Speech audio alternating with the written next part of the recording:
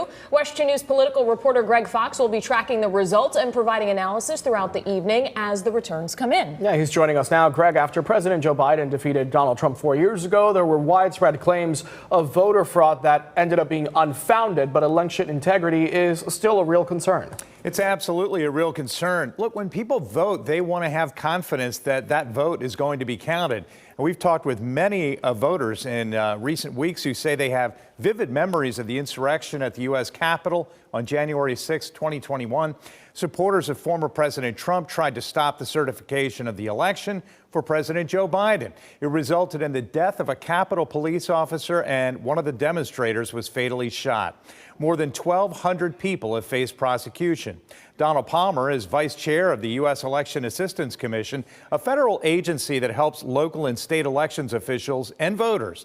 He says the government has been working with states to ensure they were prepared for this election and that post-election audits nationwide and right here in the Sunshine State will verify trustworthy results.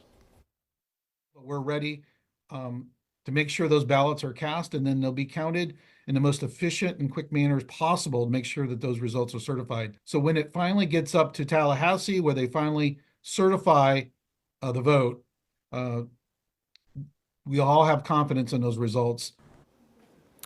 And Florida is one of the states that will have the earliest possible results because vote-by-mail ballots have been processed prior to the closing of polls at 7 Eastern Time and at 8 o'clock in the Panhandle and can be quickly released. Coming up all new at 6, we'll hear from another one of our political experts answering the question, how might those controversial amendments on recreational marijuana and abortion rights affect the top of the ticket and other local races? Jesse.